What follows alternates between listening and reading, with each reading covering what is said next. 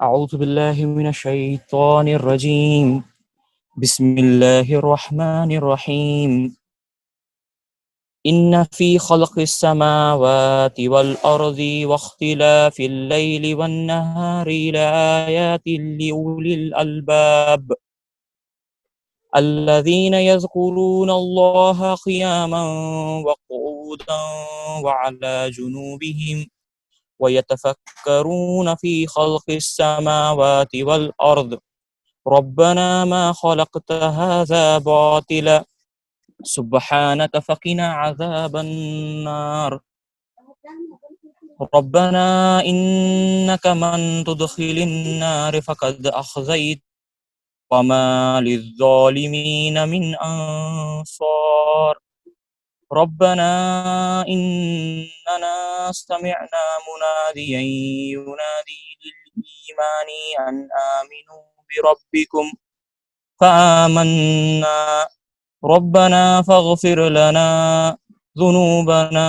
وكفر عنا سيئاتنا وتوفنا مع الأبرار ربنا وآتنا ما وعدتنا على رسلك ولا تخزنا يوم القيامة إنك لا تخلف الميعاد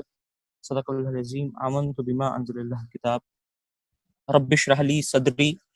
ویسر لی امری واحلل عقدۃ من لسانی یفقہوا قولی آمین یا رب العالمین۔ عزیز بھائیوں اور دوستو،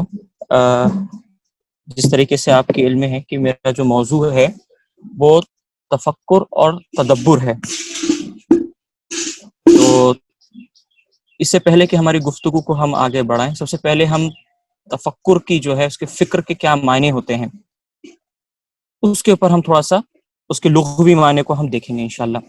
تو یہ امام راغب الاصفہانی کی مفردات القرآن ہے، اس کے اندر وہ فکر کا ڈیفینیشن کچھ اس طریقے سے لکھتے ہیں۔ الفکر اس قوت کو کہتے ہیں جو علم کو معلوم کی طرف لے جاتی ہے، اور تفکر کے معنی نظر عقل کے مطابق اس قوت کو جولانی دینے کے ہیں۔ تو یہ اس کے اگر آپ یہی اس کے اگر ڈیفینیشن کو اگر ہم اس کو لے کر کے اگر گفتگو کو آگے بڑھائیں تو آپ دیکھیں گے کہ وہ ایک قسم کی عقل کی قوت ہے، یعنی کہ جو فکر ہے اور تفکر کی جو ہمارے اندر یہ جو قوت ہے، یہ اصل میں عقل کی ہماری ایک اس کا سب سیٹ ہے۔ عقل ایک میجر سیٹ ہے، تو اس کا سب سیٹ جو ہے وہ تفکر ہے۔ تو فکر کے بارے میں یہ چیز ہم دیکھیں کہ وہ علم کو معلوم میں تبدیل کرتی ہے، مطلب علم جو آپ سماع بصر سے جو آپ حاصل کرتے ہیں، آبزرویشن سے اور خبر سے، کتاب پڑھ کر کے اور یہ چیزوں سے، تو اس کو وہ معلوم میں تبدیل کرتی ہے۔ تو یہ پروسیس کا نام، اصل یہ پروسیس کا نام جو ہے وہ فکر ہے، اور تفکر کے معنی نظر عقل کے مطابق اس قوت کو جولانی دینے کے ہیں، یعنی کہ اس کو اور زیادہ اس کو بڑھاوا دینے کے ہیں۔ اس کے اندر مطلب اور شدت ہے تفکر کے لفظ کے معنی کے اندر، اور غور و فکر کی استعداد صرف انسان کو دی گئی ہے، دوسرے حیوانات اس سے محروم ہیں۔ اور تفکر فیہ کا لفظ صرف اسی چیز کے متعلق بولا جاتا ہے جس کا تصور دل یا ذہن میں حاصل ہو سکتا ہو۔ اس لیے مروی ہے تفکروا فی آلاء اللہ ولا تفکروا فی اللہ، کہ اللہ تعالیٰ کی نعمتوں اور قدرتوں پر غور و فکر کرو لیکن اللہ کی ذات میں کبھی غور و فکر نہ کرو۔ یہ ایک بہت اہم نقطہ ہے تفکر کا، کہ آپ وہی چیز کے اوپر تفکر اور غور و فکر کر سکتے ہیں کہ جس کو آپ اپنے علم میں لے کر آ سکتے ہیں، اور علم میں آپ صرف اور صرف وہی چیز کو لا سکتے ہیں جن کو آپ آبزرو کر سکتے ہیں۔ چونکہ غیب کی چیزیں آپ آبزرو نہیں کر سکتے، اس لیے وہ آپ کا تفکر کا حصہ نہیں رہتی۔ یہ ایک بہت اہم بات ہے، اس لیے وہی اس کی یہاں پر وضاحت کرتے ہوئے راغب اصفہانی کہتے ہیں کہ آپ اللہ کی ذات پہ غور و فکر مت کرو، بلکہ اللہ کی نشانیاں اعلیٰ اللہ جو ہے اس کے اوپر غور و فکر کرو، کہ اللہ تعالیٰ کی نعمتیں اور قدرتیں پر تو غور کیا کرو لیکن خدا کی ذات میں کبھی غور نہ کرو کہ وہ کیسی ہے، کیونکہ اس کا تصور انسانی ذہن میں نہیں آ سکتا، اور وہ صورت کے ساتھ متصف ہونے سے منزہ ہے۔ قرآن پاک میں ہے اور اس کو واضح کرتے چل رہے ہیں۔ تو میں ان کے راغب الاصفہانی کا جو پورا ڈیفینیشن اور جو انہوں نے اس کے بارے میں بتایا وہ میں آپ کے سامنے رکھوں گا، اور اس کے بعد انشاءاللہ ہماری گفتگو کو ہم آگے بڑھائیں گے۔ وہ آگے فرماتے ہیں اولم یتفکروا فی انفسہم ما خلق اللہ السماوات والارض، کیا انہوں نے اپنے دل میں غور نہیں کیا کہ خدا نے آسمانوں کو پیدا کیا ہے؟ پھر اسی کے آگے وہ کہتے کیا انہوں نے غور نہیں کیا کہ ان کے رفیق یعنی محمد صلی اللہ علیہ وسلم کو کسی طرح کا بھی جنون نہیں ہے؟ تو اس طریقے سے یہ آیتوں کو انشاءاللہ ہم تفکر کو اور اچھے سے معنی سمجھنے میں اس کو دوبارہ آگے بھی دہراؤں گا، اور اس سے کچھ اہم ہم اصول اس میں سے غور و فکر کے دریافت کریں گے۔ اور رجل فقیر کہتے ہیں بہت زیادہ غور و فکر کرنے والا شخص کو۔ بعض ادبا کا خیال ہے، یعنی کہ جو ادیب ہے، جو لٹریچر کے اس کے اندر جو ماسٹر ہیں یا پھر جو اس کے ماہر ہیں، ادبا کا خیال ہے کہ لفظ فکر اصل سے مقلوب ہے، لیکن فکر کا لفظ معانی کے متعلق استعمال ہوتا ہے، جس کے معنی معاملے کی تہ تک پہنچنے کے لیے اس کے بارے میں چھان بین کرنے کے ہیں۔ یہ ہے اس کا کیا کہتے ہیں، فقرہ جو ہے آپ دیکھیں گے سورہ مدثر میں آیت نمبر 18 میں بھی یہ چیز آئی ہے، وہ فقرہ و قدر، کہ اس نے سوچا اور اس نے ازیوم کیا۔ یہاں پہ وہی آگے اس چیز کی طرف اشارہ کرتے ہوئے بتایا جا رہا ہے کہ یہ جو فکر کے جو معنی اصل ہے کہ آپ ایک کنکلوزیو پوائنٹ پہ پہنچنا ہے، ازمپشن پہ نہیں رہیں گے آپ، بلکہ ایک کنکلوزیو پوائنٹ پہ رہیں گے۔ صحیح۔ اب میں آپ کے سامنے قرآن میں فکر کے تعلق سے کیا کیا گفتگو آئی ہے، پوری کل گفتگو کیا رہی، میں آپ کے سامنے رکھنے کی کوشش کروں گا انشاءاللہ۔ تو فکر جو ہے لفظ جو اس کا روٹ ورڈ ہے فقرہ، تو وہ تقریباً 18 مرتبہ قرآن میں استعمال میں آیا ہے، قرآن نے اس کو، اللہ تعالیٰ نے اس کو استعمال کیے ہیں۔ یہ 4 الگ الگ طریقوں سے، 5 الگ الگ طریقوں سے اس کے الگ الگ فارمز میں، وربل فارمز میں یوز ہوا۔ ایک تتفکرون 3 مرتبہ، تتفکرو 1 مرتبہ، یتفکرون 11 مرتبہ، یتفکرو 2 مرتبہ، اور فقرہ 1 مرتبہ۔ تو سب سے زیادہ جو استعمال میں جو لفظ قرآن نے کیا ہے، استعمال کیا ہے، وہ یتفکرون ہے 11 مرتبہ۔ اب ہم یہ دیکھتے ہیں کہ قرآن اس کے بارے میں کیا اصول ہے۔ تو اس کا طریقہ یہ رہا میرا کہ میں نے قرآن کی جو پوری 18 آیتیں ہیں، تو ان کے کیا کہتے ہیں، قرآن کے یہ تفکر کے ٹرم کو سمجھنے کے لیے ہر ایک آیت کے اوپر سے گزرا، اور اس کے کنٹیکسٹ میں جو چیزیں تھی اس پہ سے میں تفکر کا معنی میں نے اخذ کرنے کی کوشش کیا، اور اس پہ سے کچھ اصول، کچھ کلیات میں نے اس میں سے ڈرا کیا ہوں۔ اب اس کا آگے کا مرحلہ یہ ہو سکتا ہے، میں جس کو میں نے نہیں کر پایا، وہ یہ ہے کہ ان اصولوں سے ہم قرآن کو پھر ہم کیا کہتے ہیں، پورے قرآن کا اس کا کیا کہتے ہیں مطالعہ کریں، کہ یہ اصولوں کے مطابق قرآن نے یہ اصولوں کی روشنی میں قرآن نے اور کہاں کہاں بغیر تفکر کے الفاظ سے یہ کانسیپٹ کو یوز کیا ہے، کیونکہ کئی وقت یہ ہوتا ہے کہ دیگر الفاظ کے ساتھ بھی یہ کانسیپٹ یوز ہوتا ہے، یہ اس کے اصول استعمال قرآن کیا کہتے ہیں الگ الگ انداز سے کرتا ہے۔ سب سے پہلی چیز جو ہے کہ وہ آپ کا تفکر کے، اب ہم دیکھ رہے ہیں کہ اس کے انداز کیا ہے، قرآن نے کس طریقے سے تفکر کو ایڈریس کیا ہے، کیا اصول دیے ہیں۔ سب سے پہلی چیز یہ ہے کہ یہ ایویلیویٹ کرنا کہ کیا چیز آپ کے لیے خیر ہے اور کیا چیز آپ کے لیے شر ہے، یہ تفکر کا حصہ ہے۔ مطلب ایویلیویشن آف بینیفٹ ورسز لاس، یہ جائزہ لینا کہ میرے لیے کیا مفید ہے اور کیا میرے لیے غیر مفید ہے۔ اس کا قرآن کی اس میں سورہ بقرہ کی آیت نمبر 219 ہے، اس کا کیا کہتے ہیں، وہاں پر آپ دیکھیں تو میں کچھ آیتوں کا ترجمہ رکھوں گا اور کچھ آیتوں کا ڈائریکٹلی میں اس کا جو مین مدعا ہے وہ رکھ کر کے، تو آپ چاہے تو ریفرنسز نوٹ کر سکتے ہیں۔ یسألونک، یہ پوچھتے ہیں آپ سے خمر اور میسر یعنی کہ گیمبلنگ کے بارے میں، قل فیہا اسم کبیر، کہ اس کے اندر بہت زیادہ اس کا اسم ہے، اس میں گناہ زیادہ ہے، وہ منافع للناس، اور بہت کم اس کے کیا کہتے ہیں فائدے ہیں، اس کا جو نقصان ہے وہ بڑھ کر کے ہے اس کے نفع سے۔ اور یہ پھر آگے بتایا جا رہا ہے کہ یہ آپ کے سامنے رکھی جا رہی ہیں، اللہ تعالیٰ یہ بیان کر ہے لکم لا آیاتی لعلکم تتفکرون، تاکہ آپ اس پہ غور و فکر کریں۔ تو اس پہ سے میں یہ چیز کے اوپر اس کے ساتھ ساتھ میں نے تفاسیر کا بھی مطالعہ کرا ہوں، مطلب یہ صرف میرے اس سے نہیں رہے گا، صرف آیتوں پہ سے نہیں، بلکہ مولانا مودودی کی اور تدبر قرآن، یہ 2 خاص، اس کے علاوہ پھر ابن کثیر، ابن عباس، یہ میری مخصوص وہ کیا کہتے ہیں تفاسیر ہے جن کو میں نے مطالعے میں رکھا ہوں۔ تو خمر اور میسر جو ہے یہ کیا کہتے ہیں، اس میں فائدہ تو ہے لیکن اس کا جو نقصان ہے وہ بڑھ کر کے ہے۔ تو یہ یہاں سے ایک اصول، یہ چیز میں اس پہ سے ڈرا کیا ہوں کہ قرآن جو ہے تفکر کرنے کا یہ ایک انداز ہے کہ جس کے اندر آپ ایویلیویٹ کریں اس کی لاس اور اس کے کیا کہتے ہیں بینیفٹس کو، بغیر باعث ہوئے۔ صحیح تفکر کا تصور یہی ہے یہ اصول کے مطابق کہ آپ بغیر باعث ہوئے لاس اور بینیفٹس کا آپ ایویلویٹ کریں، اس کا جائزہ لیں۔ دوسری جگہ تمثیلات کو سمجھنا، قرآن میں یہ تفکر کے اس کے اندر 3 سے 4 الفاظ، جب بھی تمثیلات بیان ہوئی ہے تو وہاں پر کہا گیا ہے کہ کیا کہتے ہیں، کیا تم اس پہ غور و فکر کرو تمثیلات بیان کرنے کے بعد۔ کیا تم میں سے، اب یہ سورہ بقرہ کی آیت 266 ہے، کیا تم میں سے کوئی یہ پسند کرتا ہے کہ اس کے پاس ایک ہرا بھرا باغ ہو، نہروں سے سیراب، کھجوروں اور انگوروں اور ہر قسم کے پھلوں سے لدا ہوا ہو، اور وہ عین اس وقت ایک تیز بھگولے کی زد میں آ کر جھلس جائیں، جبکہ وہ خود بوڑھا ہو اور اس کے کمسن بھیجے ابھی، یعنی کہ اس کمسن بچے ابھی، چھوٹے بچے کسی لائق نہ ہوں۔ اس طرح اللہ اپنی باتیں تمہارے سامنے بیان کرتا ہے، شاید کہ تم غور و فکر کرو۔ اس کی تفسیر کے اس کے اندر ہے کہ یہ مثال خاص طور سے کیا کہتے ہیں وہ شخص کے بارے میں دی گئی کہ دنیا میں عمل تو کر رہا ہے، لیکن وہ عمل دنیا کو ہی پورا مقصود بنایا کر رہا ہے، اور آخرت میں جب جائیں گا تو اس کی مثال اس قسم سے ہوں گی، ایک بوڑھا قسم کا، اس کے کیا کہتے ہیں بچوں سے اس کے اعمال کی تشبیہ دی گئی، اور اس کے سبھی جو اعمال ہے وہ سب کے سب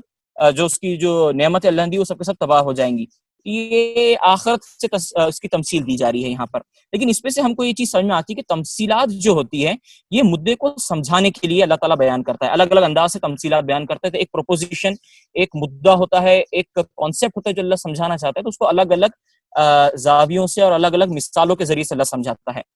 اور اس کے اوپر غور و فکر تفکر کرنے کہا جا رہا ہے۔ تو یعنی کہ ہم کو یہ چیز کرنا ہے کہ اس کے اندر یہ رہتا ہے کہ آپ کو ڈیکوڈ کرنا پڑتا ہے، اس کے اندر جو پروپوزیشن ہوتا ہے، اس کے اندر جو معنی اللہ تعالیٰ آپ کو پہنچانا چاہتا ہے،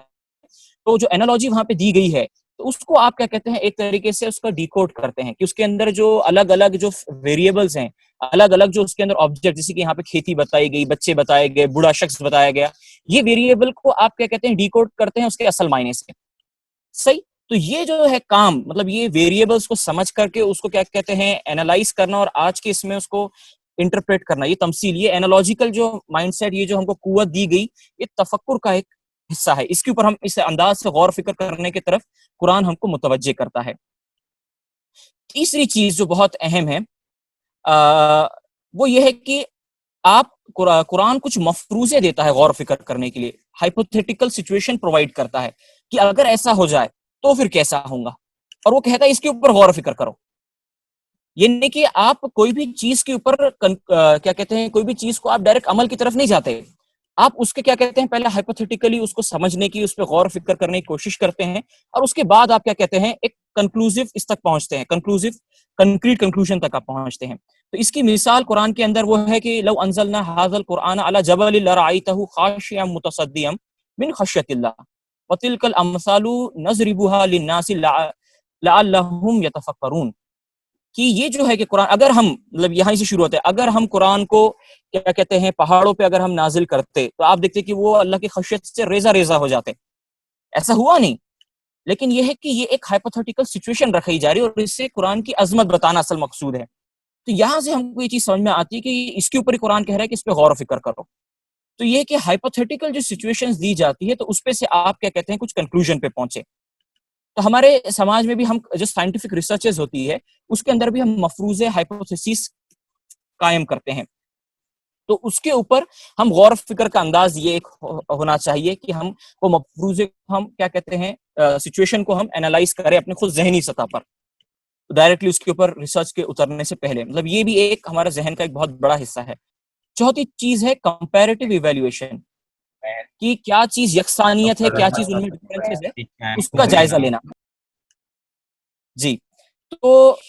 اس میں ہے کہ اے محمد صلی اللہ علیہ وسلم ان سے کہو میں تم سے یہ نہیں کہتا کہ میرے پاس اللہ کے خزانے ہیں،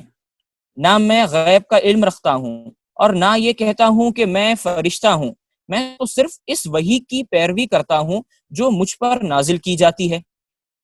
پھر ان سے پوچھو کیا اندھا اور آنکھ والا دونوں برابر ہو سکتے ہیں؟ کیا تم غور نہیں کرتے؟ اب یہاں پر آپ دیکھیں کہ آپ وسلم کی اب یہ جو ہے اس کا اصل جو اس کی تفسیر میں آپ دیکھیں گے آپ وسلم کی رسالت کی طرف یہ ان کو بلایا جا رہا تھا، تو وہاں پر ان کے یہ الگ الگ کیا کہتے ہیں ان کے سوالات تھے، الگ الگ اشکالات تھے، تو اس کا جواب اس انداز سے دیا گیا کہ یہ جو چیزیں ہیں مطلب آپ وسلم یہ سب کچھ نہیں ہے جو تم جس چیز کا تم ڈیمانڈ کر رہے ہو، بلکہ وہ ہے کہ وہ تو کچھ چیز کا علم ان کو دیا گیا ہے کہ جو تم کو نہیں دیا گیا، یعنی کہ تم اس معنوں میں اندھے ہو اور وہ ان کو بصارت، ان کو دیکھنے، ان کو وہ چیز کا نور دیا گیا ہے۔ اور یہاں پہ یہ کمپیریزن ہے اصل کہ علم کے معاملے میں کمپیریزن، ہماری کیا کہتے ہیں قوت کے معاملے میں کمپیریزن، تو قرآن اور یہ چیز کے اوپر کہتا ہے کہ تم اس کے اوپر غور و فکر کرو، اس کے اوپر تفکر کرو۔ تو یہاں پہ یہ چیز ملتی ہے کمپیریٹیو ایویلویشن کی، لوگوں چیزوں کے درمیان ڈفرینسز دیکھ پانا اور ان کی سملیرٹیز کو سمجھ پانا کہ ان میں سملیرٹیز کیا ہے، ڈفرینسز کیا ہے کوئی بھی معاملے میں، کوئی بھی مدعے کے اس کے اندر۔ یہ ہم نے چوتھا اصول دیکھے تفکر کا۔ پانچویں چیز ہے جو میں جب اس کی آیتوں کا مطالعہ کرتے ہیں تو وہ تفکر کے اندر آبسٹیکلز کیا ہیں، رکاوٹیں کیا ہوتی ہیں، تو اس کا بہت اچھے سے اس ایک آیت ہے سورہ آراف کی 176 نمبر کی، اگر ہم چاہتے اسے ان آیتوں کے ذریعے سے بلندی عطا کرتے، مگر وہ تو زمین ہی کی طرف جھک کر رہ گیا اور اپنی خواہش نفس ہی کی پیچھے پڑا رہا، لہذا اس کی حالت کتے کی سی ہو گئی کہ تم اس پر حملہ کرو تب بھی زبان لٹکائے رہے اور اسے چھوڑ دو تب بھی زبان لٹکائے رہے۔ یہی مثال ہے ان لوگوں کی جو ہماری آیات کو جھٹلاتے ہیں، تم یہ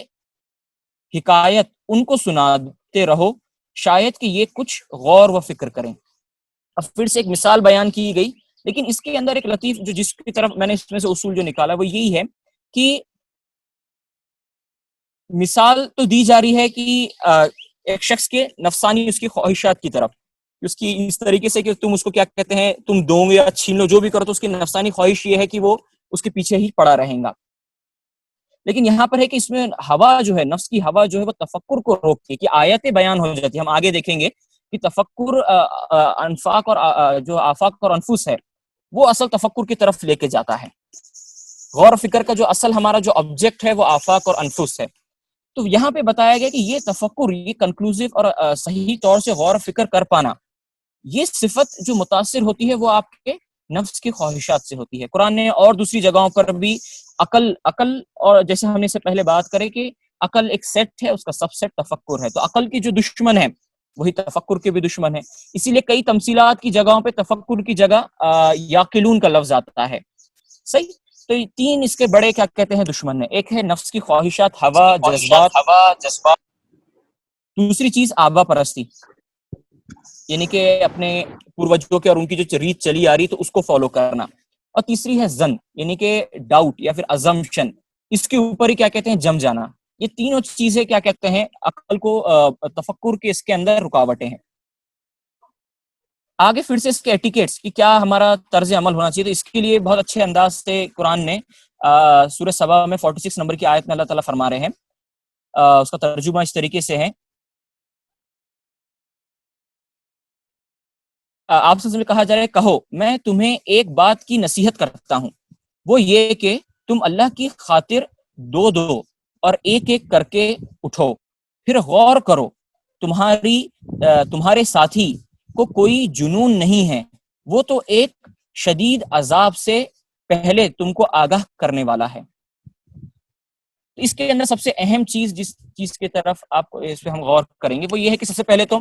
اللہ کی خاطر اٹھو، یہ اخلاص کی، یعنی کہ آپ کا وہ جو مرض ہے، اوپر ہم نے جو بات کرے وہ مرض جو ختم ہوگا وہ مخلصانہ انداز میں آپ جب یعنی حق کی واقعی تلاش میں جب آپ غور و فکر کرتے ہیں، اپنی بائسز، پرسنل بائسز، پریجوڈیس اور اسٹیریوٹائپس کو سائیڈ میں رکھ کر کے اپنے خواہشات کے لیے اس میں تدابیر دیکھنا، اس کے لیے وہاں سے ڈرائیو کرنا اصول، یہ چیز کو اگر آپ دور رکھ کر کے اپنے آپ کو حق کی تلاش میں آپ اس چیز کی طرف آگے بڑھتے ہیں، تو اللہ جب کہتا ہے کہ آپ یہ تفکر کا اصل انداز ہے، اور کیسے کریں، تو آپ انڈیویجول انفرادی سطح پر بھی کریں اور کلیکٹو سطح پر بھی کریں۔ تو اس کا انشاءاللہ ہمارے پاس اگر اور آگے وقت رہا تو کچھ پریکٹیکل کی کس طریقے سے تفکر کیا جائے گا اس پہ بھی ہم یہ چیزوں کو لے کر کے آئیں گے، ابھی تو ہم اصول کے اوپر زیادہ تر بات کر رہے ہیں۔ تو یہاں پہ ایک بہت اچھا یہ چیز ہمارے سے اللہ تعالیٰ بتاتا ہے کہ انڈیویجول کی اس پہ تو بات ہے کہ کیا کہتے ہیں، جو میں نے آپ کے سامنے آیت پڑھا کہ سورہ آل عمران کی 190 سے 195 تک ہے، اس کے اندر اللہ تعالیٰ کہہ رہے ہیں کہ جو اولو الالباب ہوتے ہیں تو وہ بیٹھے لیٹے اپنے پہلوؤں پر کیا کہتے ہیں آیات آسمان اور زمین کی اور تبدیلی رات اور دن کی یہ جو تبدیلی ہے اس کے اوپر غور و فکر کرتے رہتے ہیں۔ یہ انفرادی سطح کا غور و فکر ہے۔ اب اجتماعی سطح کا جو غور و فکر کی طرف یہاں پہ اشارہ ہے تو وہ ہے کہ آپ گفتگو کر کے، ڈسکشن کر کے، اور یہ جو ڈسکشن ہوگا یہ بہت سمپیتھیٹک ڈسکشن رہے گا، مطلب ڈیبیٹ نہیں رہے گا، بلکہ آپ سب ساتھ میں مل کر کے کوئی کنکلوژن کی طرف پہنچنا چاہ رہے ہیں. تو اس قسم کی جو محفلیں ہیں غور و فکر کی، تفکر کی، یہ محفلوں کا بھی کیا کہتے ہیں قرآن سے ہم کو اشارہ ملتا ہے. آج کے اس کے اندر جو گروپ تھراپیز ہوا کرتی ہیں وہ یہ ماڈل کو، مطلب یہ اصول کو بہت اچھے سے فالو کرتی ہیں. ایک ایشو کو اٹھایا جاتا ہے اور پھر وہ ایشو کو پرسنل، وہ ایشو کے اوپر سب مل کر کے ایک دوسرے کی مدد کرتے ہیں اس کے اندر. مطلب ایسا نہیں ہوتا کہ ایک کا مسئلہ ہے تو دوسرا اس سے ڈیبیٹ کر رہا ہے یا پھر اس کے اوپر نکتہ چینی کر رہا ہے، کرٹیسائز کر رہا ہے، نہیں. وہ ساتھ میں مل کر کے ایسا اس طریقے سے ڈیبیٹ ڈسکشن کرتے ہیں کہ وہ انہی کا مسئلہ ہو، اور اس کے بعد وہ ایک کامن کنکلوژن پہ پہنچنے کی کوشش کرتے ہیں. تو یہ آج کی تھراپیز میں بہت زیادہ گروپ تھراپی کے اس کے اندر یہ یوز ہو رہا ہے. ورک شاپ وغیرہ میں بھی یہ چیز کی جاتی ہے. ایک تو اخلاص ہے، اور دوسری چیز انڈیویجول اور کلیکٹیو سطح پہ ہم تفکر کریں. تو چھٹویں چیز جس کی طرف ہم بات کر رہے ہیں وہ یہ ہے کہ آپ کنکریٹ کنکلوژن ڈرا کریں اپنے آبزرویشن سے. اس کے لیے آیت جس کی پہ سے میں یہ اصول نکالا ہوں، وہ یہ آیت اس کی یہ ہے کہ اولم یتفکروا ما بصاحبہم من جنہ نذیر مبین، کہ کیا تم غور نہیں کرتے کہ تمہارا جو صاحب ہے، یعنی آپ صلی اللہ علیہ وسلم کی طرف اشارہ ہے، وہ مجنون نہیں ہے، اس کو جنہ یعنی کہ اس کو مجنون یا جنون نہیں ہے اس کو. ان ہوا الا نذیر مبین، بلکہ وہ تو صاف ڈرانے والا، صاف ڈرانے والا ہے. تو یہاں پہ اس کی تفسیر کے اندر بہت اس سے ہے کہ یہ دلیل کیسے ہوئی، مطلب اس کے اوپر تدبر قرآن کے اندر امین حسن صلاحی صاحب کہتے ہیں یہ تدبر، یہ رسالت کی دلیل اسی طریقے سے ہوئی کہ آپ وسلم کی زندگی ان کے سامنے تھی، بچپن سے لے کر کے وہ آپ وسلم کو دیکھ رہے تھے. اور دوسری چیز وہ کہتے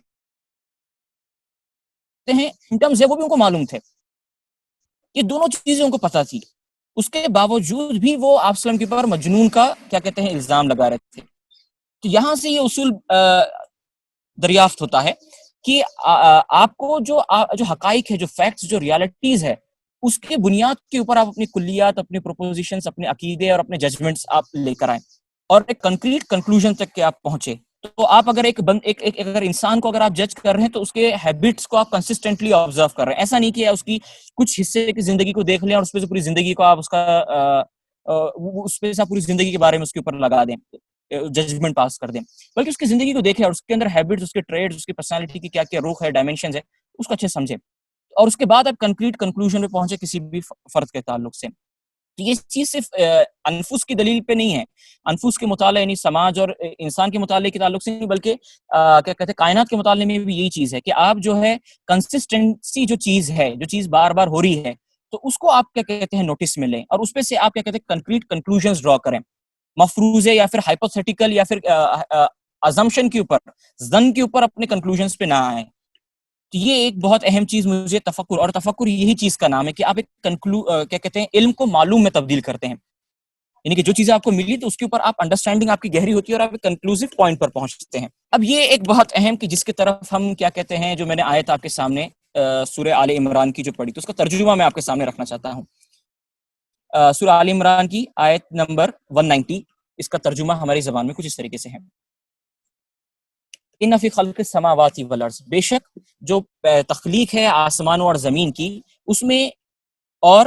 رات اور دن کے آنے جانے میں نشانیاں ہیں اولو الالباب کے لیے. اس کا ترجمہ یہاں پہ کرتے ہیں عقل والوں کے لیے، وہ جو یاد کرتے ہیں اللہ کو کھڑے اور بیٹھے اور اپنے پہلوؤں پر، اور وہ غور و فکر کرتے ہیں تخلیق میں آسمانوں اور زمین کی. اے ہمارے رب، نہیں پیدا کیا تو نے یہ سب بے مقصد، پاک ہے تو، بس بچا ہمیں عذاب نار سے، جہنم کے عذاب سے. اے ہمارے رب، بے شک تو جسے تو داخل کرے جہنم میں یعنی نار میں تو بے شک تو نے اس کو ذلیل کیا، تو نے اس کو رسوا کیا. اور وما للظالمین من انصار، اور تیرے سوا کون ہے مددگار، اور تیرے سوا کوئی مددگار نہیں ہے. اے ہمارے رب، بے شک ہم نے سنا ایک پکارنے والے کو، یعنی کہ آپ صلی اللہ علیہ وسلم کی طرف اشارہ ہے، اس کی پکار کو ایمان کی طرف، تو ہم ایمان لے آئے. اے ہمارے رب، فاغفر لنا، تو معاف کر ہم سے ہمارے گناہوں کو، وکفر عنا، اور دور کر دے ہم سے سیئاتنا، ہماری برائیوں کو، اور وتوفنا، اور پلٹا ہم کو مع الابرار، نیک لوگوں کے ساتھ. ربنا وآتینا ما وعدت علی رسولنا، اے ہمارے رب اور دے ہمیں وہ جو وعدہ کیا تو نے ہم سے اپنے رسولوں کے ذریعے سے، اور ہم کو قیامت کے روز ہم کو رسوا نہ کر، بے شک تو لا تخلف المیاد، تو وعدہ خلافی نہیں کرتا۔ اللہ تعالیٰ فرما رہا ہے کہ آسمانوں اور زمین میں اور رات کے دن اور اجانے میں جو ہے تو وہ نشانیاں ہیں عقل والوں کے لیے، وہ جو یاد کرتے ہیں اللہ کو کھڑے، یعنی اب یہاں پہ مطلب یہ جو نشانیاں ہیں، یہ جو آیات ہے، تو یہ چیز پہ میں اس پہ غور فکر کرتے اس چیز پہ پہنچا ہوں کہ تفکر جو ہے خاص طور سے وہ آفاق اور انفس کی آیتوں کے اوپر غور فکر ہے، اور تدبر جو ہے وہ قرآن کے اوپر جتنے بار بھی قرآن میں تقریباً وہ 5 سے 6 بار آیا، مرتبہ آیا لفظ تدبر کا، تو اس کے اس میں یہ ہے کہ وہ جو آیا ہے وہ بار بار قرآن کے تعلق سے آیا ہے کہ قرآن کے اوپر غور و فکر کرو، اور یہاں پہ جو تفکر کا خاص طور سے آیا وہ آیات آفاق و انفس کی جو آیات ہے اس کے اوپر تفکر کا کہا گیا ہے، کنٹمپلیشن کرنے کا کہا گیا ہے۔ تو یہاں پہ یہ ہے کہ آپ کائنات کی آیتوں کے اوپر غور و فکر کر رہے ہیں، اور کیسے کریں گے اب وہ بھی انشاءاللہ ہم آگے اس کے طریقے کے اوپر دیکھیں گے، لیکن یہاں سے جو اصول ہم کو ملتے ہیں، جو چیز سمجھ میں آتی ہے، غور و فکر سے آپ کیا کیا چیز حاصل کرتے ہیں آیات کی اس کے اوپر۔ تو سب سے پہلے آپ کا طرز، آپ کا انداز یہ ہوتا ہے کہ آپ ہر وقت غور و فکر کرتے رہتے ہیں، ایسا نہیں کہ آپ بس اپنی کچھ چیزوں کے اس کے اوپر پہنچ گئے اور اس کے بعد اس کو وہاں پہ روک دیے، نہیں، کچھ چیز جاری رہتی ہے۔ وہ آیتوں کے اوپر، آیت بولے تو آپ ایویڈنس لے سکتے ہیں، آیت بولے تو آپ کائنات کے اس کے اندر جو بھی چیز اپنا اظہار کر رہی ہیں اور اس کو کیسے پتہ کریں، اس کے لیے بھی کچھ اصول ہے کہ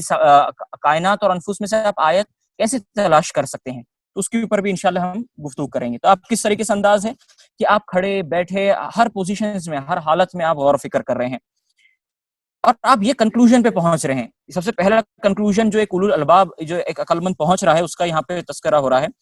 کہ ربنا ما خلقت ھذا باطلا، کہ اے رب تو نے یہ سب چیز جو ہے یہ فضول اور یوں ہی نہیں بنا دیا، یعنی اس کا کوئی مقصد ہے، یعنی کہ یہ سب چیزوں سے آپ ایک کنکلوژن پہ پہنچتے ہیں کہ میں جو یہاں پر ہوں تو یہ میرے ساتھ کوئی نہ کوئی مقصد سے جڑا ہوا ہے، اور وہ مقصد پہ پہنچنے کے بعد پھر وہ آگے یہ چیزیں پہنچتا ہے کہ اے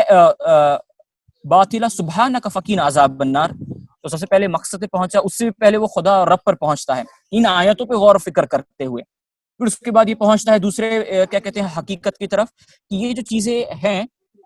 یہ بے مقصد نہیں ہے، اس کا کوئی نہ کوئی مقصد ہے۔ تیسری چیز جس کی طرف وہ پہنچتا ہے وہ ہے عذاب نار، یعنی کہ جہنم بھی آنے والی، یعنی آخرت ہے۔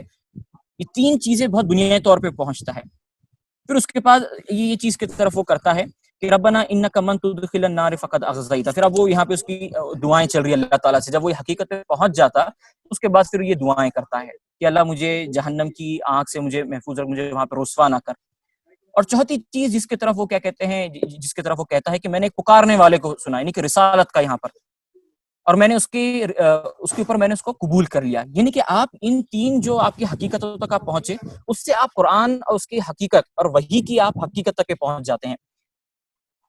اور اس کے بعد پھر اللہ تعالیٰ آپ کو غیب کے سبھی جو مرحلے ہیں وہ آپ کے اوپر واضح کرتا چلے جاتا ہے کہ کیا کیا چیزیں ہیں جو آپ کو کبھی بھی جو آپ کو حاصل نہیں ہو سکتی تھی، یعنی آپ کی لمیٹیشن عقل کی اور غور و فکر کی اس حد تک کے ہے کہ آپ ان آیاتوں پہ سے یہ چیز تک پہنچ جاتے ہیں کہ اس کا بنانے والا کوئی ہے، اور اس نے فضول نہیں بنایا، اور اس کی کچھ صفت آپ کو پتہ چل جاتی کہ وہ قادر ہے، وہ حکیم ہے، وہ علیم ہے، اور اس قسم کی اس کی اور آپ دیگر صفات کو آپ پہنچ جاتے ہیں۔ لیکن آپ اس کے بارے میں پوری صفات یا پھر پورا اس کا کیا، اس کا لازمی نتیجہ امپلیکیشنز کیا آتے ہیں، اس کے حقوق کیا ہیں، اس تک آپ نہیں پہنچتے۔ تو یہ چیز بہت اہم ہے کہ آپ غور و فکر کرتے کرتے، نہیں کہ یہ ہمارا سامنے ٹارگٹ ہونا چاہیے کہ ہم غور و فکر کرتے کرتے کم از کم یہ چیز تو پہنچ جائے کہ ہم ہمارے دلیلوں سے، دنیا کائنات اور انفس کی دلیلوں سے ہم یہ چیزیں پہنچ جائے کہ خدا ہے، اور وہ خدا ہے، اس کی کچھ بنیادی کچھ صفات ہیں، اور اس نے ہم کو یہاں پہ بے مقصد پیدا نہیں کرا، یعنی ہم کو یہاں پہ عبادت کی جو ذمہ داری ہے وہ آپ اس تک بھی پہنچ جاتے ہیں۔ پھر اس کے بعد آپ یہ بھی پہنچ جاتے ہیں کہ آخرت برپا ہوں گی موت کے بعد، اور اس کے بعد جنت اور جہنم بھی ہے، یہ چیز پہ بھی آپ پہنچ جاتے ہیں اپنے اب یہاں کے غور و فکر سے، یہاں کی آیتوں کے اوپر غور و فکر کرتے ہیں، اور اس کے ہی لے کر کے قرآن میں بے شمار آیتیں دی گئی ہیں۔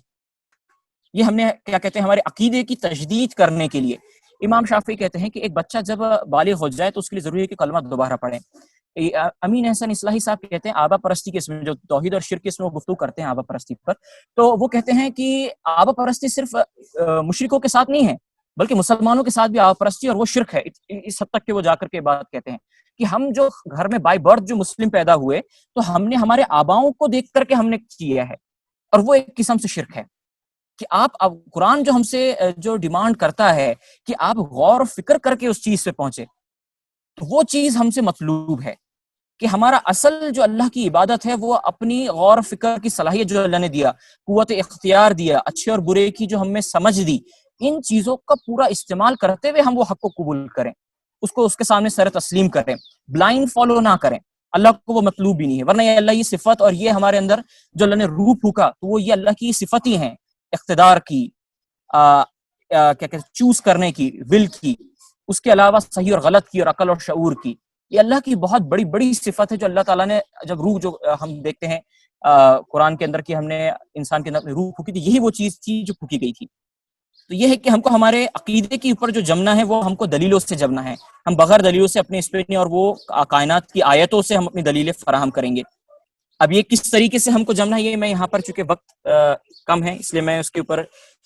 کچھ چیزیں رکھتا ہوں. تو کچھ سٹیجز ہیں غور فکر کے کہ جس کا مالک بدری جو ہیں سائیکولوجسٹ ہیں، انہوں نے اپنی کتاب کنٹمپلیشن، ان کتاب کا نام ہی ہے تفکر، اس کے اوپر ہی ان کا کیا کہتے ہیں رسالہ تھا، ریسرچ پیپر تھا، اس کے اوپر انہوں نے سٹیجز بتائیں. سب سے پہلی سٹیج وہ کہتے ہیں، اب تفکر سے ہم صرف یہاں پہ یہ چیز لے رہے ہیں کہ آپ باہر کی جو آیتیں ہیں اس کے اوپر غور فکر کرنے پہ ہم لے رہے ہیں، کائنات اور انفس کے اس کے اوپر. تو اس کے تقریباً کیا کہتے ہیں 3 انٹر کنیکٹڈ سٹیجز ہیں، اور ایک چوتھی سٹیج جو پریکٹس کرتے کرتے 4تھ سٹیج پر آپ انٹر ہوتے ہیں، جس کو وہ شہود کہتے ہیں، یعنی روحانی آپ کیا کہتے ہیں معرفت آپ کو حاصل ہوتی. سب سے پہلی سطح پہ آپ یہ کرتے ہیں کہ جو آبجیکٹ ہیں جن کو آپ آبزرو کر رہے ہیں، جن کو آپ دیکھ سکتے ہیں، جو آیتیں آپ کے سامنے دکھ رہی ہیں، تو ان کو آپ غور فکر کرتے ہیں، ان کے اوپر آپ تفکر کرتے ہیں، اور اس کے بعد اپنے سبھی حصے اس کی آپ انفارمیشن ڈرا کرتے ہیں کہ وہ فیکچولی کیا کیا چیزیں ہیں اس میں جو ہم نے اس سے پہلے جو بات کی ہے کہ تفکر کے اندر ہم کو کنسسٹنسی دیکھنا چاہیے، ہم کو یہ دیکھنا چاہیے کہ وہ فیکچوئل ہے یا نہیں، ہم اپنے پرسنل بائسز سے فری ہو اس میں. یہ وہ سطح ہے کہ جس کے اوپر ہم آبجیکٹ کو دیکھتے ہیں، اس کو سمجھنے کی کوشش کرتے ہیں. دوسری سطح پہ یہ کرتے ہیں کہ آپ اس کا ایستھیٹک ایسپیکٹ دیکھتے ہیں، یعنی کہ صرف آپ اس پہ نہیں رکتے، مطلب آپ کے اندر صرف اور صرف انٹلیکچوئل صرف یہ پرسپشن کی آپ کے اندر کوالٹی نہیں ہے، بلکہ ایک ایستھیٹک بھی آپ کے اندر قلب ہے، آپ کے اندر کیا کہتے ہیں احساسات اور جذبات ہیں. تو یہ بھی صحیح اور غلط کا جو کرنے کے لیے بہت بڑا جو ہمارے پاس سورس ہے. امام ابن تیمیہ کہتے ہیں کہ عقل کے 3 جو اس کے ڈائمنشن کمپوننٹس بتائے، تو اس میں سے ایک پرسپشن انہوں نے رکھے، اور دوسرا انہوں نے بولے کہ اندر یہ جو فطرت ہم کو دی گئی ہے، فطرت سے بڑھ کر کے جو اچھے برے کے جو احساسات ہم کو دیے گئے ہیں، تو وہ بھی ہمارا حق کو پتہ کرنے کا ذریعہ ہے. لیکن آج کی ماڈرن سائنس جو ہے وہ کوگنیشن اور کنٹمپلیشن اور غور و فکر کو انہوں نے صرف ایک انٹلیکچوئل اور ایک کیا کہتے ہیں لاجیکل فریم ورک میں لے کر آیا. ایک کولڈ ایک انسان بیٹھا ہے اور وہ کیا کہتے ہیں بہت کولڈلی چیزوں کو آبزرو کر رہا ہے، ایک پیسو آبزرور ہو کر کے، اپنے سے اس کا کوئی تعلق نہیں ہے، اپنے سے کوئی ریلیٹ، کچھ ریلیونس، کچھ اس سے احساسات اور جذبات سے نہیں کر رہا ہے، اور یہ قرآن کی روح سے ٹکراتی ہے چیز. تو آپ اس کے ساتھ اس میں جمال دیکھتے ہیں، اس میں خوبصورتی دیکھتے ہیں، جو صفات اللہ تعالیٰ کی اس کے اندر بیان ہوئی ہے، تو اس کو آپ کنیکٹ کرتے ہیں، اپنی زندگی سے جوڑتے ہیں. اس کا بہت اچھا اگزامپل مطلب یہ تفکر کا جو اجتماعی طور پہ ہوا، انفرادی طور پہ بھی اس کے ہم نے کیے ہیں، اجتماعی طور پہ ناگپور یونٹ کی VIC کے اندر بھی ایک اچھا خاصا اس کے اوپر ایک ایکسپیریمنٹ رہا کہ اس کے اندر لوگوں کو ہم نے کیا کہتے ہیں آیتوں کے اوپر غور فکر کرنے کے لیے چھوڑے تھے. تو اس کے بعد لوگوں نے جو کنکلوژنس اور جو چیزیں لے کر کے آئے، مطلب وہ آیتوں پہ سے انہوں نے چیزوں کو اصول لے کر کے آئے اور اس پہ سے کس طریقے سے خدا ہے وہ پہنچے. تو ایک بہت اچھا ایکسپیرینس رہا. اس طریقے سے اور بھی ایکسپیرینسز رہے ہیں. تو دوسری سٹیج کے اندر یہ رہتا ہے کہ آپ کے اندر شکر کا جذبہ، آپ کے اندر کیا کہتے ہیں تذلل کا جذبہ، کہ جھک جانے کا جذبہ، یہ جذبات پیدا ہوتے ہیں، عظمت کا جذبہ ہے نا. تو یہ قدرت کو دیکھ کر کے یہ سب جذبات آپ کے اندر پیدا ہوتے ہیں، اور یہ سب کے سب بہت پازیٹیو جذبات ہے. اور قرآن کے اس کے اندر سورہ لقمان کے اس میں آپ دیکھیں گے تو شکر جو ہے وہ حکمت کا دروازہ کھولتی ہے، جو ہے وہ چیزوں کی حقیقت جو ہے وہ آپ کو عطا ہوتی ہے. تو یہ جو چیز ہے کہ غور و فکر، تو اس کے اندر آپ کے جذبات، یہ دوسری چیز یہ بھی ہونی چاہیے. تیسری چیز آپ جذبات اور یہ کیا کہتے ہیں پرسپشن کے ساتھ ساتھ آپ تیسرے مرحلے پہ جاتے ہیں کہ جہاں پر آپ اس کے بنانے والے کے اوپر پھر آتے ہیں کہ یہ چیز جس نے بنایا، یہ آبجیکٹ جس نے بنایا، اس کی صفاتیں کیا کیا ہیں. مطلب آپ اس کے ذریعے سے اس تک کے پہنچتے ہیں، خدا کی صفات اور اس کی ذات کو تو نہیں لیکن اس کی صفات کو آپ پہنچتے ہیں، اور یہ چیز پہ پہنچ جاتے ہیں کہ وہ واحد ہے، تنہا ہے، اس کا کوئی بیٹا کوئی اولاد کچھ نہیں ہے. مطلب یہ اس کی بنیادی جو عقیدہ ہے ہمارا توحید کا، اس تک آپ پہنچتے ہیں. اور جب یہ پروسیس، یہ تینوں پروسیس آپ اگر بار بار کرتے تو 4تھ سٹیج جو آتی ہے کہ وہ ہے معرفت کی، ایمان کی سب سے بلند جو ہے جو درجہ ہے وہاں تک آپ پہنچتے ہیں. احسان کے بارے میں جو آپ وسلم کی حدیث جبریل میں ہم دیکھتے ہیں کہ گویا ایسے کہ اللہ آپ کو دیکھ رہا ہے. تو یہ جو کیفیت ہوتی ہے، تو یہ آپ کی یہ غور فکری ایمان کی جو تجدید ہے، یہ ہم ہر کسی کے لیے اوپر لازم ہے، ضروری ہے. ورنہ یہ جیسے امین حسن اصلاحی کے نقطہ نظر سے تو یہ شرک ہو جائیں گا اگر ہم اس کے اوپر بائی برتھ مسلم اگر ہم رہتے ہیں تو یہ بہت اہم چیز ہے کہ ہم ان آیتوں پہ غور و فکر کر کے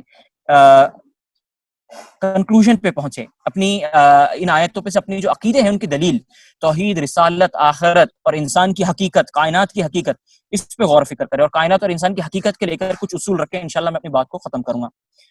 قرآن کے اس کے اندر تفکر، اللہ تعالیٰ یہاں پہ یہ ملتا ہے، ایک اور ایک اصول ملتا ہے کہ آپ کاجیلٹی یعنی کاز اور ایفیکٹ کے اوپر غور و فکر کریں. سائنس پورا جو بیس ہے ریزننگ کے اوپر، تو وہ کاز اور ایفیکٹ کی اس پہ بیٹھا ہے،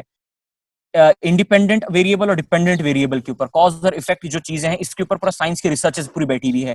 تو یہی کاجیلٹی کا جو پورا اصول ہے وہ قرآن کے اندر اس طریقے سے بیان ہوا ہے. سورہ نحل میں آیت نمبر 11، وہ اس پانی کے ذریعے سے کھیتیاں اگاتا ہے، یعنی پانی آپ کا کاز رہا اور ایفیکٹ یہ رہا کہ اس سے کھیتیاں اگتی ہیں، اور زیتون اور کھجور اور انگور اور طرح طرح کے دوسرے پھل پیدا کرتا ہے. اس میں ایک بڑی نشانی ہے ان لوگوں کے لیے جو غور و فکر کرتے ہیں. تو پرنسپل آف کاجیلٹی بھی جو ہے وہ بھی کیا کہتے ہیں، تفکر کے اندر ہم نے جب تفکر کر رہے تھے اصول کو ہمارے سامنے رکھنا ہے، یعنی کہ ہم چیزوں کو ایک بار میں جج نہ کریں بلکہ ان کی کاز ایفیکٹ کی سیریز دیکھیں ہم، اور اس کے بعد یہ سائنس اس طریقے سے کیا کہتے ہیں انڈکٹیو ریزننگ سے چیزیں لے رہا ہے، تو وہ چیز کا بھی اصول ہم کو قرآن کے اندر ملتا ہے، پرنسپل آف کاجیلٹی کا. اور یہ چیز کو ہم کو تفکر کے دوران کنسیڈر کرنا چاہیے. اس پہ سے ہم کو اصول دریافت ہوتے ہیں، کائنات کے نیچرل لاز ہم دریافت کرتے ہیں، انسانوں کے بارے میں لاز ہم دریافت کرتے ہیں. تو پرنسپل آف کاجیلٹی یہ بہت اہم چیز ہے تفکر کی اس کے اندر. اس کے بعد تفکر آپ اس انداز سے کریں، مطلب یہ چیز اس کے اندر رہی کہ ایک تو کاجیلٹی ہے، اوپر کی اور بھی دیگر چیز ہم نے کرے. اس کے بعد یوٹیلیٹیز اور اپلیکیشن، اس کے فائدوں کی طرف کرے. اس کی بہت سی مثال جو ہے سورہ نحل میں نحل سے دی گئی، مدھو مکھی سے دی گئی. پھر ہر قسم کے پھلوں سے رس چوس، پھر اپنے یہ اللہ تعالیٰ فرما رہے ہیں، اس کو حکم دے رہے ہیں، اس کے اندر فطرت کے اندر یہ چیز اس کی ودیت کی گئی ہے.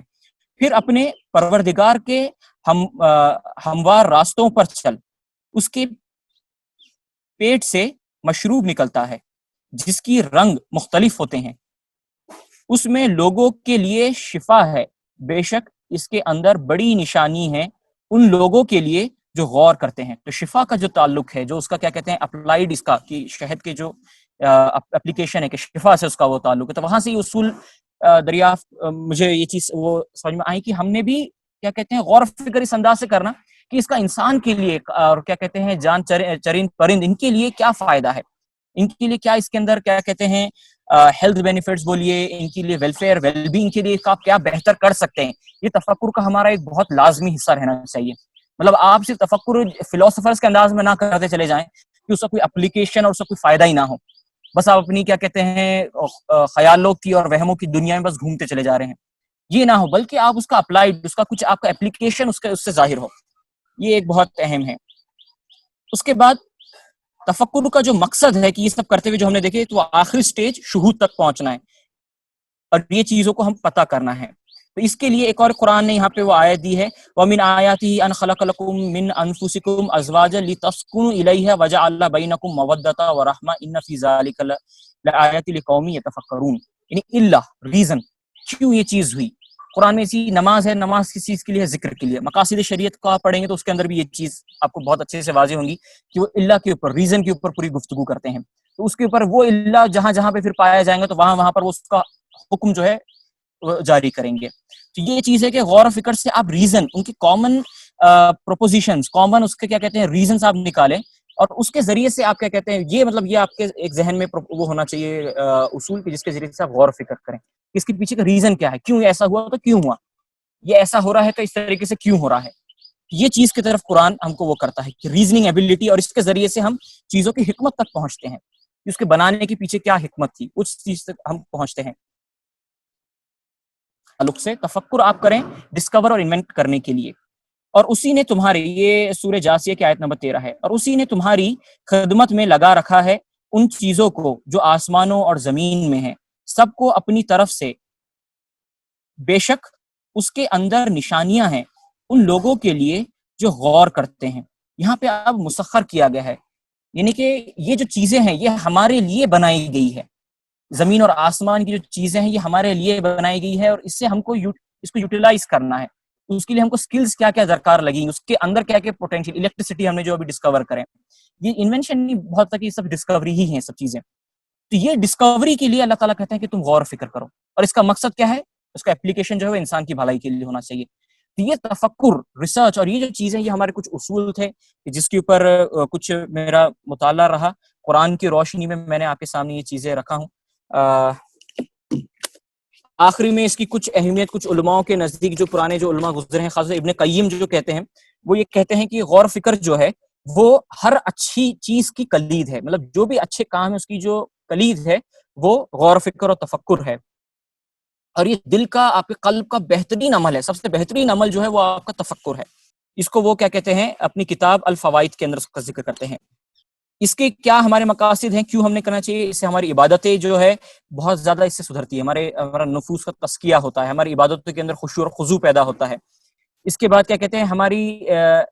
اصلاح ہوتی ہے, ہماری چیزوں کی ہم اصلاح کرتے رہتے ہیں. ہمارے ایمان کی تجدید ہونا بہت ضروری ہے. مطلب آپ دیکھیں گے قرآن کے اندر ایمان اور عمل صالح ہی پوری گفتگو ہے.